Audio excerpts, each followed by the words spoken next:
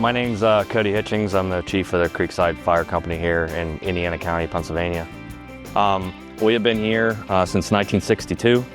I've been the fire chief since 2019. I have 20 years of service this year. I'm a second generation fireman here. My grandfather was the fire chief in the late 90s, early 2000s. So to be honest with you, my grandfather is the sole reason that I've been in the fire department.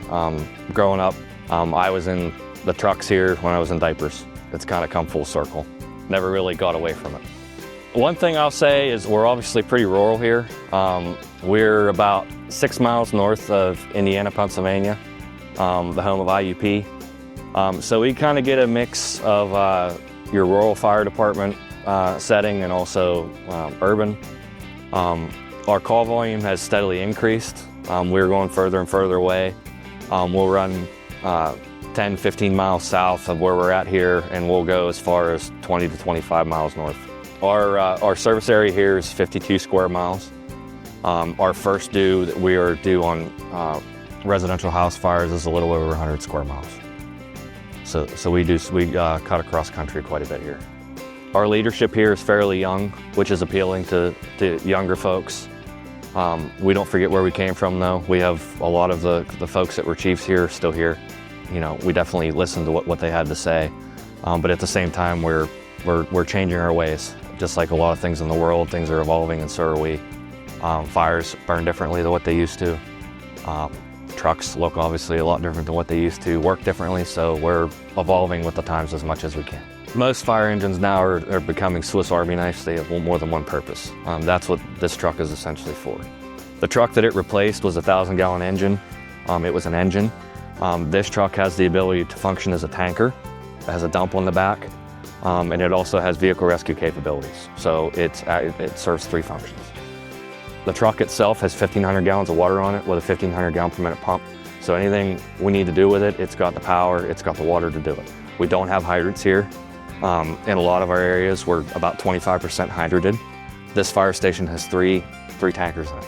There's no other fire station in this county that has that, and a lot of other adjoining counties. So you call one department, you get 3 of those rigs with extra water on them. And more importantly, the folks that know how to move it and how to set your roll water movement up. Each of our trucks here has a color coding system. The reason I do that is so when something gets removed from a truck, we know where it belongs. The engine here is green. We have 7 different colors here. So each tool, if it's not painted, it's got a green sticker on it or it's got green tape on it that denotes where it comes from. So we go to a house fire, we all kind of know how tools get thrown around or you might lose something. We have the ability to look at our stuff from 50 feet away and be like, yep, that's ours, because it's the color. The tips of the ladders are even painted. So if the ladders are up on a building, I know that those are our ladders. It's quirky, but it makes things a lot easier to manage. And our mutual aid companies know that too. They say, hey, this is green, this is Creekside's engine. It works to our advantage. We have not lost a tool yet since we started doing that. Our active membership right now is just shy of 60. That's active firefighters and EMTs. We have a social membership option, which they strictly help us with fundraisers, and that's between 20 and 30. Most of those people live within our fire district here. As the times have changed, we've had to expand and change our bylaws to survive. Volunteerism has dropped off significantly over the last 10, 20 years, and it's not going the other direction. We train here a couple times a month.